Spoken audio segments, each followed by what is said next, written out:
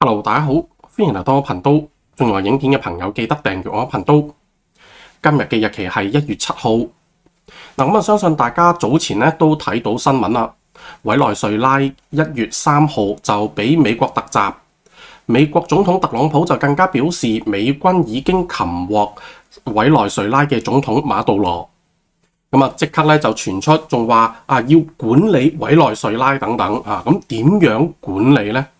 美國總統特朗普喺當地時間星期二嘅夜晚就宣布委內瑞拉臨時當局將會向美國移交3000萬至到5000萬桶嘅原油。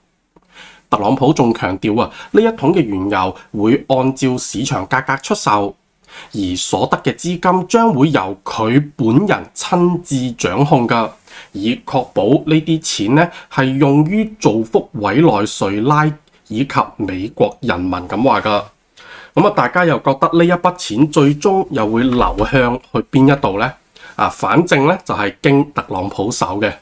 咁我就有啲好奇啦，即係委內瑞拉嗰啲石油點解要造福美國人民呢？呢一點我都係拗爆頭嘅嚇。當大家仲喺度諗緊美國要點樣管理委內瑞拉點嘅時候，就冇諗過事件咁快就發生去到下一個地方啦。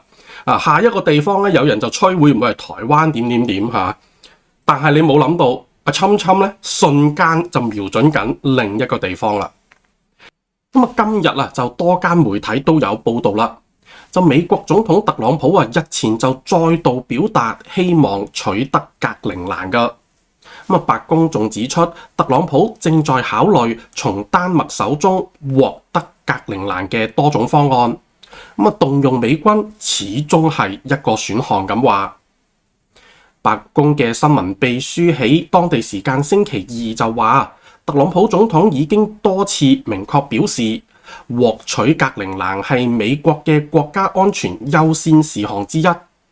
呢一個對於威懾美方喺北極地區嘅對手係至關重要咁話㗎。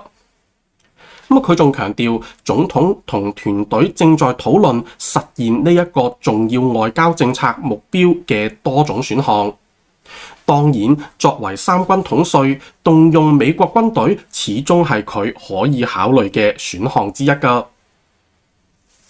報道就講到自2025年上任以嚟特朗普就多次喺公開場合表達要得到格陵蘭島嘅渴望㗎。措辭由早期嘅收購提議演變成近期嘅武力威脅。佢喺4號接受媒體電話採訪嘅時候更加將近期對委內瑞拉嘅軍事干預同格陵蘭問題掛鈎㗎。特朗普就喺採訪當中直言委內瑞拉可能唔會係美國干預嘅最後一個國家㗎。之後佢仲補充一句話：我哋絕對需要格陵蘭島咁話。呢一種將主權領土視作戰略資產並且威脅動武嘅姿態，已經令到嗰一班北約盟友感到極度不安㗎。擔心二戰之後嘅國際秩序將會面臨崩潰㗎。有報道就講到丹麥嘅首相就做出強烈回應，警告特朗普應該要停止威脅。喺去年12月，丹麥情報機構就首次指出美國係丹麥潛在嘅安全威脅㗎。對於侵依家突然間就瞄準咗丹麥嘅呢一個格陵蘭島，歐洲7國就發表聯合聲明㗎。丹麥、法國、德國、意大利、波蘭、西班牙同埋英國7國領袖就喺6號發表聯合聲明，公開反對任何改變格陵蘭主權地位嘅企圖㗎。聲明就強調格陵蘭島係屬於當地人民，只有丹麥同格陵蘭當局先至有權決定自身事務咁話㗎。侵又點解要咁落力搶呢一個地方呢？有分析就講到啦，格陵蘭係世界上最大嘅島嶼，亦都係丹麥嘅自治領地。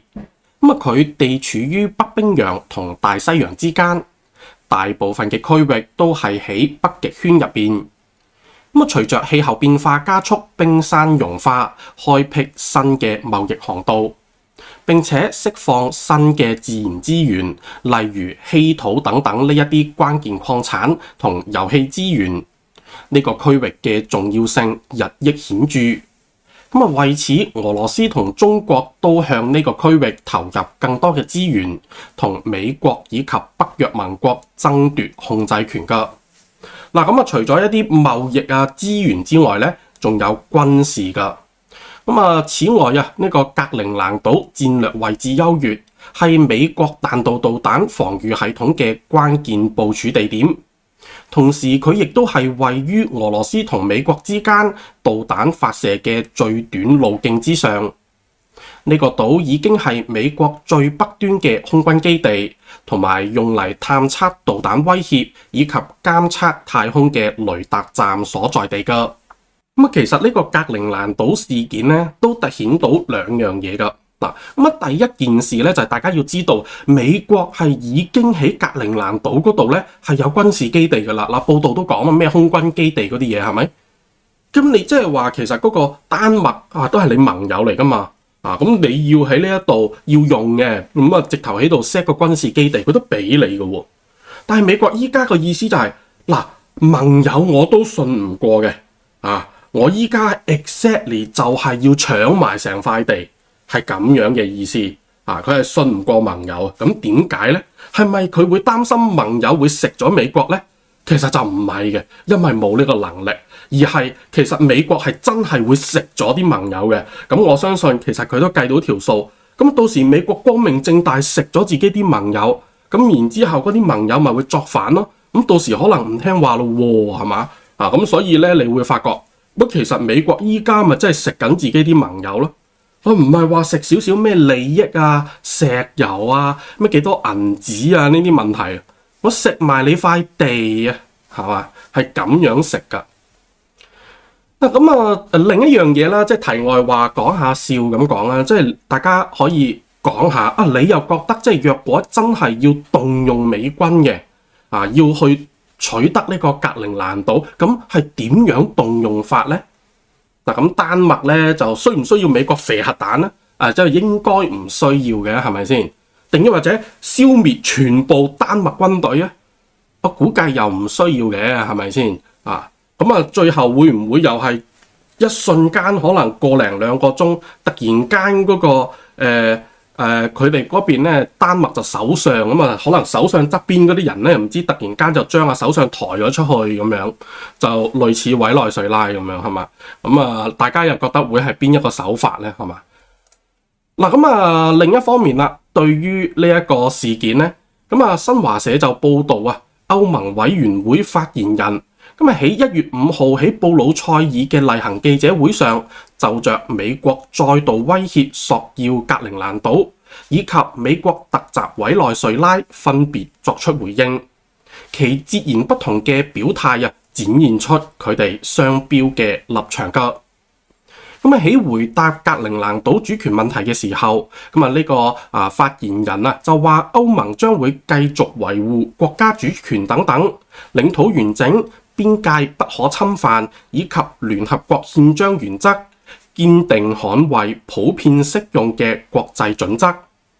但係當被問到美國喺委內瑞拉嘅行動是否符合國際法嘅時候，咁呢啲發言人就突然間話，鑑於事態仍在發展，就美國此舉喺法律層面嘅所有影響作出評估，仲為時尚早咁話㗎。即係捉埋個總統都仲係為時尚早啊！咁需要殺埋先得，可能係咁樣嚇。即係所以呢個歐盟委員會發言人又真係相當之特別嘅。咁大家又覺得佢哋係咪雙重標準呢？係嘛？好啦，今集影片就嚟到呢一度，多謝大家收睇到最後。鍾意我影片嘅朋友記得留言、讚好同埋訂閱。我哋下集再見，拜拜。